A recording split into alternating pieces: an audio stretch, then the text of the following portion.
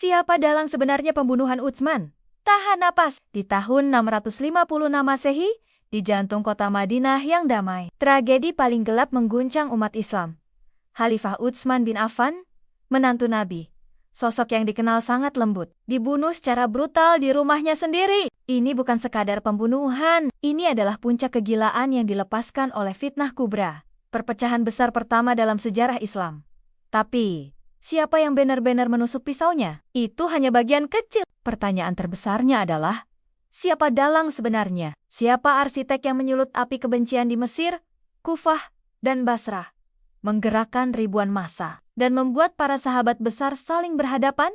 Lupakan teori konspirasi receh. Hari ini, di channel Sejarah Islam ini, kita akan melakukan investigasi mendalam untuk mengungkap satu nama yang selalu muncul di balik layar kekacauan ini. Siap-siap, karena kamu akan terkejut dengan kebenaran yang pahit.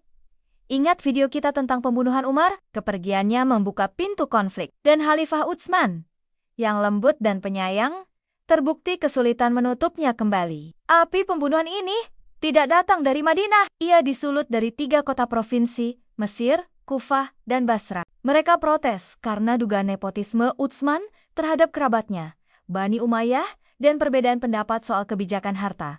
Tapi, protes ini terorganisir. Ada satu influencer gelap yang menggunakan retorika agama, surat palsu, dan agitasi massa untuk memastikan api itu tidak pernah padam.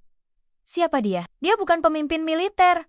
Dia bukan sahabat besar. Dia adalah propagandis ulung. Inilah nama yang sering disebut oleh para sejarawan klasik sebagai dalang intelektual di balik fitnah kubra, Abdullah bin Sabah, atau yang dikenal juga sebagai Ibnu Sabah.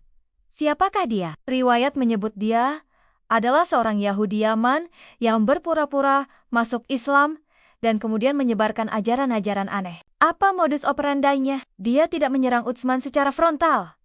Dia menggunakan kecintaan umat Islam pada Nabi Muhammad SAW. Dia menyebarkan ide, setiap nabi punya pewaris.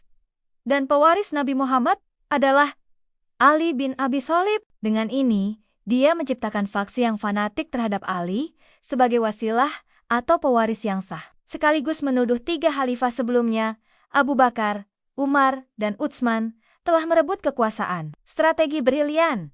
Dia tidak menyuruh orang membunuh Utsman. Dia hanya menciptakan narasi yang membuat orang berpikir bahwa menyingkirkan Utsman adalah jihad demi mengembalikan hak Ali. Benih perpecahan teologis dan politik ini ditanam di Mesir, Kufah, dan Basrah. Dia adalah dalang yang bekerja di balik bayangan. Masa yang termakan agitasi Ibnu Sabah akhirnya mengepung rumah Utsman. Bahkan, sahabat besar seperti Ali bin Abi Thalib dan Aisyah sudah berusaha keras meredakan kerusuhan ini.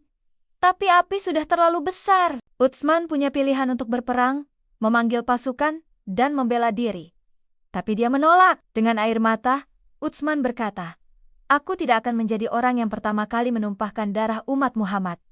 Dia memilih martir demi menjaga persatuan, meskipun justru perpecahanlah yang terjadi. Pembunuhan itu sendiri dilakukan oleh segelintir pemberontak fanatik. Tapi, yang menekan tombol detonator adalah narasi Abdullah bin Sabah. Narasi yang mengubah protes politik menjadi jihad berdarah. Jadi, pembunuhan Utsman adalah hasil kerja tim, ada dalang ideologis Ibnu Sabah, ada pemicu politik kebijakan Utsman, dan ada eksekutor fanatik.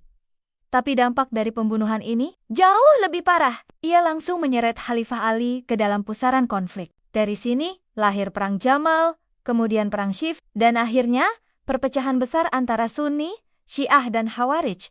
Pembunuhan Utsman adalah luka yang tidak pernah sembuh. Luka yang membuat umat Islam terbagi menjadi faksi-faksi yang kita kenal hingga hari ini. Pelajaran terbesar dari tragedi ini adalah hati-hati dengan propaganda dan agitasi atas nama agama. Propaganda bisa mengubah orang baik menjadi monster, dan protes politik menjadi perang saudara. Tulis di komentar, apa pelajaran yang paling berharga kamu dapatkan dari kisah pembunuhan Utsman ini? Kalian merasa pembahasan ini powerful? Berarti kalian ada di channel yang tepat. Kalau kalian mau terus mendapatkan kisah-kisah sejarah Islam yang asyik dan inspiratif seperti ini, pastikan kalian sudah klik tombol subscribe dan nyalakan loncengnya. Jadi, siapa dalang sebenarnya pembunuhan Utsman? Bukan hanya si pembunuh, tapi Abdullah bin Sabah yang menciptakan narasi pemecah belah. Narasi ini yang membuat umat terpecah dan saling bunuh. Ingat, luka pembunuhan Utsman adalah awal dari perang Jamal dan perang Siffin. Tapi, kenapa Ali dan Aisyah, dua tokoh sentral ini, akhirnya harus berhadapan di medan perang? Padahal tujuan mereka sama. Menuntut balas darah Utsman, itu akan kita bahas di video berikutnya.